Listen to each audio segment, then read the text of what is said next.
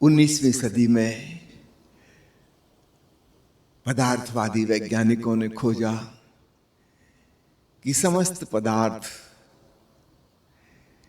Electron, proton, neutron के बने हैं, केवल गिनती का अंतर है बस। एक इलेक्ट्रॉन, एक प्रोटॉन है तो वो सर्वाधिक ज्वलनशील, विस्फोटक जलने वाली गैस हाइड्रोजन है, और वही अगर दो हो जाएं डबल गिनती में तो सर्वाधिक निष्क्रिय गैस हीलियम बन जाती है, बिल्कुल विपरीत गुण वाली। 3 हो जाएं तो कुछ और, 4 हो जाएं तो कुछ और, 5 हो जाएं तो कुछ और। करीब करीब 100 से अधिक तत्वों का पता चला। कुछ आर्टिफिशियल एलिमेंट्स भी बनाए गए जो केवल प्रयोगशाला में ही रह पाते हैं, सामान्य स्थिति में नहीं रह पाएंगे। अद्भुत बात पता चली कि इतने विभिन्न दिखने वाले पदार्थ जिन तत्वों से बने हैं, उनकी बेसिक बिल्डिंग ब्लॉक वही सब एटॉमिक पार्टिकल हैं। उन्हीं ईंटों से जैसे करोड़ों प्रकार के भवन बन सकते हैं। दुनिया में अरबों मकान होंगे, सबकी अलग डिजाइन, अलग रूपरेखा, अलग नक्शा, अलग ऊंचाई, चौड़ाई, सब अलग अलग अलग, और इससे भी ज्यादा हो सकते हैं। और बने किस चीज से हैं?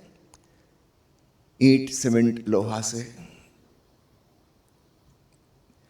कुछ ऐसा ही पता चला कि जिन चीजों को हम अलग अलग जान रहे हैं कि लोहा, तांबा, चांदी, सोना और सैकड़ों प्रकार के तत्व, इतने भिन्न भिन्न गुणधर्म वाले, उनकी बेसिक बिल्डिंग ब्लॉक वही के वही हैं, केवल गिनती का फर्क है।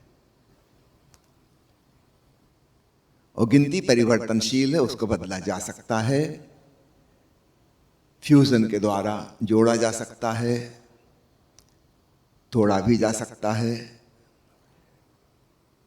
जो हैवी मेटल्स के पदार्थ हैं वो अपने आप भी टूट के 2 में बट जाते हैं। फिर 20वीं सदी में पता चला ऊर्जा के विविध रूपों का, जिनमें सबसे बड़ी तरंगें रेडियो वेव्स हैं और सबसे छोटी तरंगें माइक्रोवेव्स हैं। एक बड़ी रेंज, और इनके भी बिल्कुल अलग अलग गुणधर्म और परिणाम। और मजे की बात है, इनमें जो अंतर है वो केवल फ्रीक्वेंसी का है। 1 सेकंड में कितनी बार कंपन होते हैं, वो कंपन की संख्या बदल दो तो सारे गुण बदल जाएंगे। प्रकाश की किरण ऊष्मा की तरंग बन जाएगी, उसी से रेडियो वेव्स बन जाएंगे, उसी से एक्सरे बन जाएगी, भांति भांति की वेव्स, सबके अलग अलग परिणाम। कहाँ प्रकाश की किरण जो हमारे शरीर के आर पार नहीं जा सकती, और कहाँ एक्सरे किरण जो भीतर जाके हड्डियों के फोटोग्राफ ले आती है। उसके लिए शरीर ट्रांसपेरेंट है, सिर्फ हड्डियां छोड़ के। सोच भी नहीं सकते थे। और इनमें फर्क क्या है? केवल फ्रीक्वेंसी का। 1 सेकंड में कितनी बार कंपन हो रहे हैं।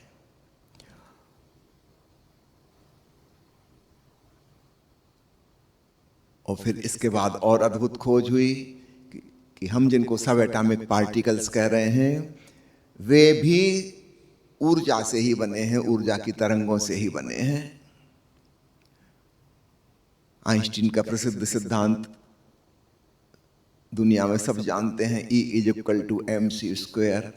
m पदार्थ की मात्रा है, c प्रकाश का वेग है, और E एनर्जी। कन्वर्टेबल।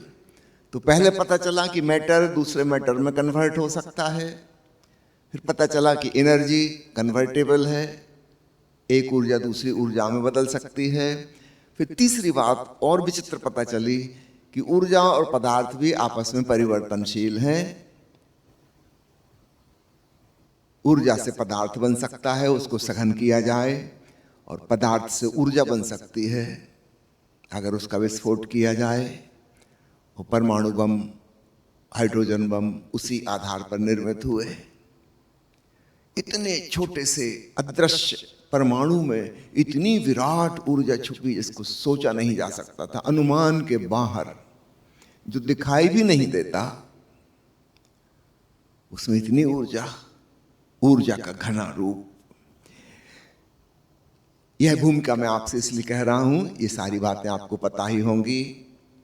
ओशो इसके आगे की बात जोड़ गए हैं जो भविष्य में कभी विज्ञान खोज पाएगी, वो ये कि ऊर्जा जो है वह चेतना का सघन रूप है। Condensed form of consciousness is energy, condensed energy is matter. तो वास्तव में पदार्थ जैसी कोई चीज है नहीं, केवल आभास मात्र है, ऊर्जा का तीव्र गति से घूमता हुआ रूप, ऐसा वैज्ञानिक कहते हैं। और ओशो इसके आगे की कदम की बात कर रहे हैं कि जिसे वे ऊर्जा कह रहे हैं वह चैतन्य का सघन रूप है। उसकी भी कोई अपनी अलग से सत्ता नहीं है। इसका मतलब हुआ सारा ब्रह्मांड जो कुछ भी है वह सब चैतन्य के ही विविध रूप हैं। कहीं ऊर्जा की भांति प्रकट हो रहे, कहीं पदार्थ की भांति प्रकट हो रहे।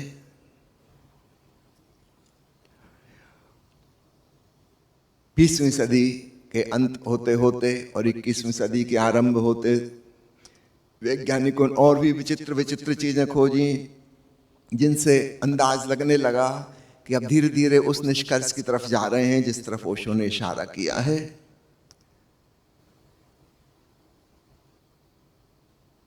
अभी आप फिजिक्स की मॉडर्न किताबें पढ़ें, उसमें आता है the hard question of consciousness. ये कभी भी भौतिक शास्त्र का हिस्सा नहीं था, यह विषय कॉन्शियसनेस। यह तो फिलॉसफी की, आध्यात्मिक ग्रंथों की विषय वस्तु थी। अचानक फिजिक्स में पहुंच गई कॉन्शियसनेस, और हार्ड क्वेश्चन, बड़ी कठिन समस्या। उसको स्वीकार करें कि ना करें, कैसे करें। और प्रमाण ऐसे मिल रहे हैं कि चेतना है, यद्यपि गणित के फार्मूला में फिट नहीं कर पा रहे,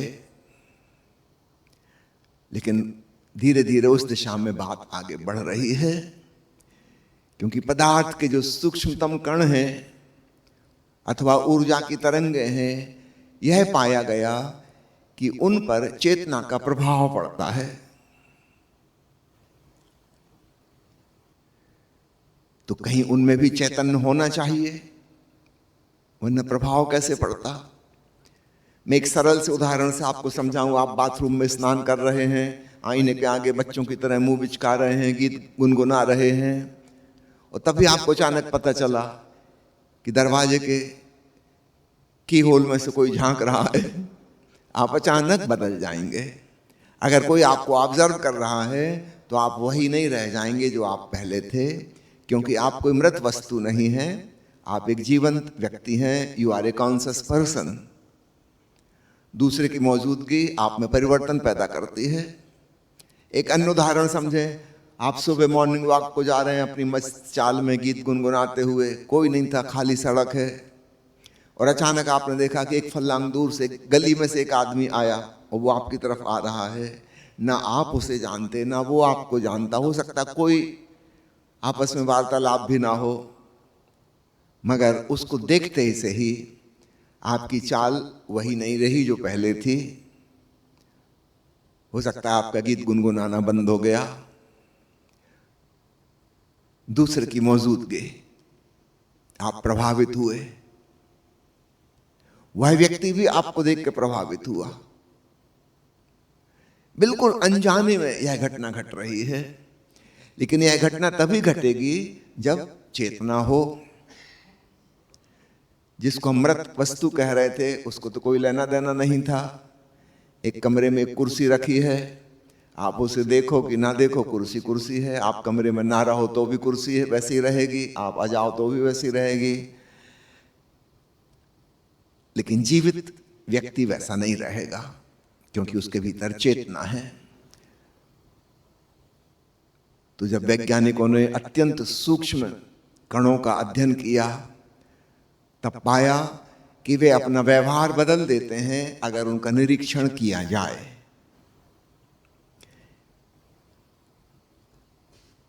1930 के आसपास एक नया सिद्धांत गढ़ा गया, द प्रिंसिपल ऑफ अनसर्टेनिटी। ऐसी विचित्र बात विज्ञान वालों ने कभी नहीं कही थी। विज्ञान का मतलब ही होता था जो बिल्कुल ठोस फार्मूला, सूत्र बताए, नियम बताए, सुनिश्चितता। पहली बार अनिश्चितता का नियम निर्मित हुआ। अनिश्चितता का नियम सुनने में बात अटपटी लगती है। संत और ऋषिगण ऐसी बात कहते रहे हैं, वैज्ञानिक ऐसी बात कहेंगे, कभी सोचा ना था। नियम तो सुनिश्चित होता है, पक्का। स्पष्ट हो गया कि माइक्रोस्कोपिक लेवल पर चीजें अनिश्चित हैं और इस पर निर्भर करेगा कि उनका अवलोकन किया जा रहा है कि नहीं किया जा रहा है। तो चेतना का तत्व परोक्ष रूप से प्रवेश कर गया। उन सूक्ष्म ऊर्जा तरंगों को पता है कि अगर कोई उनकी ऑब्जर्वेशन कर रहा है तो अलग ढंग से व्यवहार करती हैं, और कोई नहीं कर रहा है तो अलग ढंग से व्यवहार करती हैं। एक और विचित्र बात का पता चला कि इन कणों की जो गति हो चुकी है, जिसको हम हिस्ट्री कह रहे हैं, जो घटना घट चुकी, ऑब्जर्वेशन से वह बदल जाती है। यह और भी अविश्वसनीय बात थी। जो घटना घट चुकी है वो घट चुकी है, वो कैसे बदल जाएगी? अब समझ में आया कि जिसको हम पास्ट कह रहे थे, जो हो चुका अतीत का हिस्सा, वह भी चेंज हो जाएगा। बात अत्यंत रहस्यपूर्ण लगती है, मगर ऐसा प्रयोगों से सिद्ध हुआ तो मानने के लिए मजबूरी है, मानना ही पड़ेगा। प्रयोग बता रहे हैं।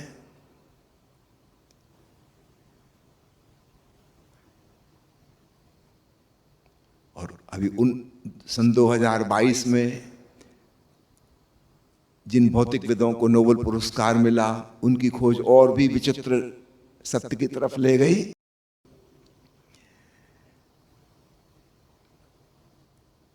कि जो पार्टिकल्स कभी संग साथ रहे हैं और फिर बहुत दूर चले गए, अरबों खरबों किलोमीटर दूर, वो भी किसी रहस्यमय ढंग से जुड़े हुए हैं।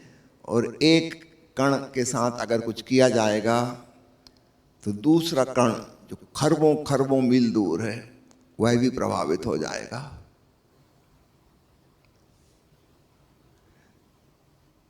यह और भी रहस्यमय घटना, लेकिन उन्होंने बहुत सारे प्रयोगों से सिद्ध किया कि यह घटना सत्य है।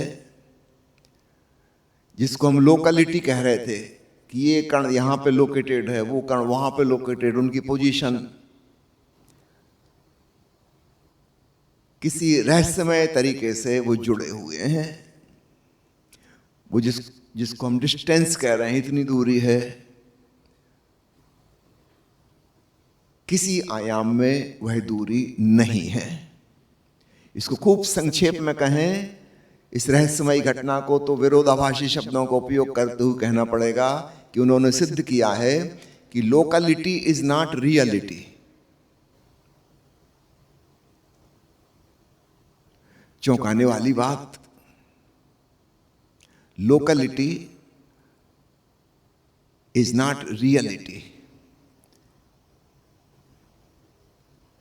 अलग अलग चीजें अलग अलग स्थानों पर हैं, ऐसा नहीं है। हम अपनी सामान्य इंद्रियों से जो जानते हैं उससे तो कहीं यह बात मैच नहीं करती। हमारा कॉमन सेंस, हमारी तर्क बुद्धि यहाँ साथ नहीं देती। मगर ऐसा पाया गया है, वो दुनिया के सारे वैज्ञानिक राजी हो गए हैं कि यह सत्य है।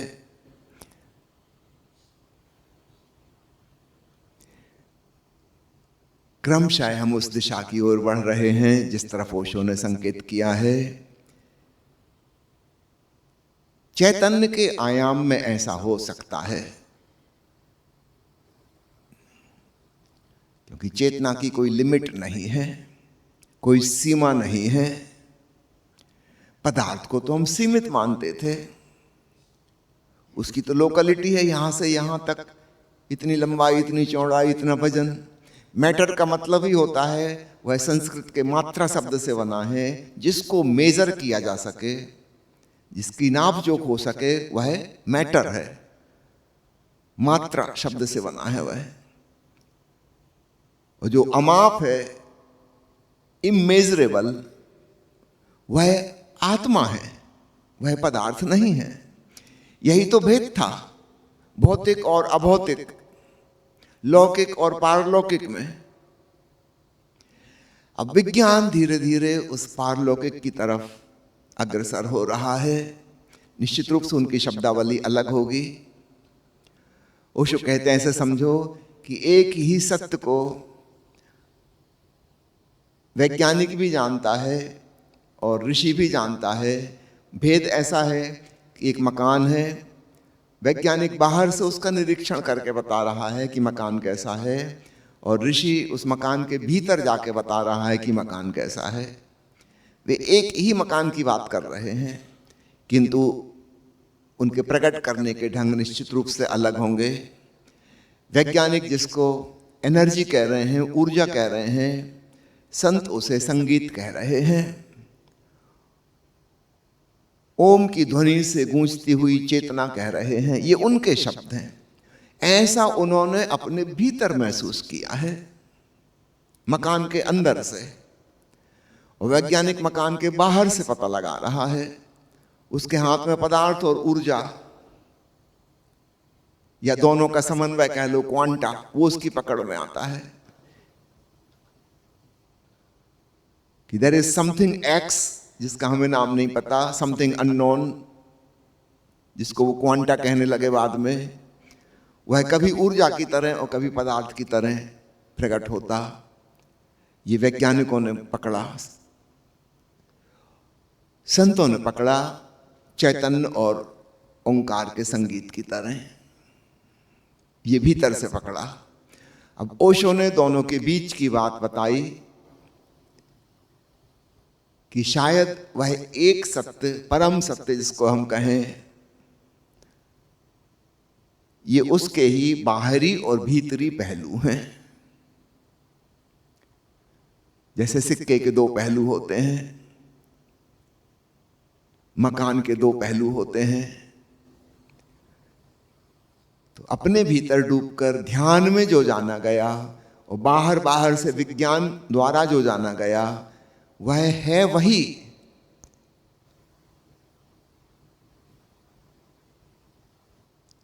और जब वैज्ञानिकों ने यह खोज लिया कि सब प्रकार की ऊर्जा तरंगें एक दूसरे में परिवर्तित हो सकती हैं। उदाहरण के लिए मैं बोल रहा हूं, मेरी जीभ तालू से टकरा रही है, हवा वोकल कार्ड से टकरा रही है, तो हवा में कंपन पैदा हुए। इस माइक्रोफोन ने हवा के कंपन के द्वारा इसके भीतर के एक चुंबक के पर्दे को हिलाया, उससे बिजली पैदा हुई। तार के द्वारा वह बिजली या बिना तार के ट्रांसमिट हो गई साउंड सिस्टम में, वहां उसको एम्पलीफाई किया गया और स्पीकर में भेजा गया। स्पीकर में फिर वही चुंबक और पर्दा है,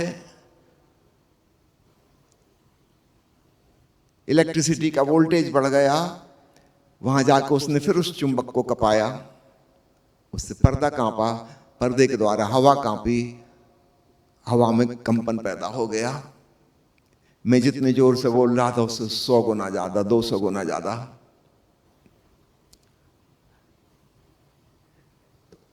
यह उदाहरण मैं क्यों दे रहा हूं?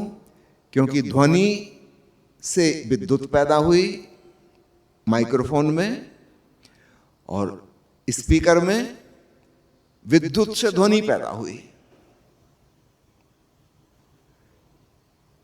परिवर्तनशील हैं, अर्थात कहीं ना कहीं एक ही हैं, वरना बदल कैसे जाते एक दूसरे में।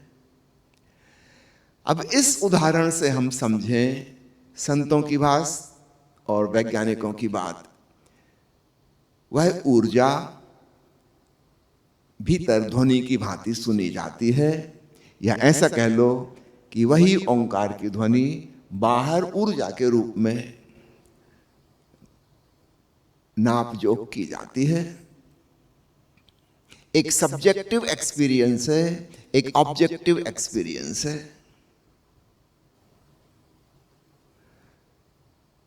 तो संत कहते हैं ओम परम सत्य है, एक ओंकार सतनाम।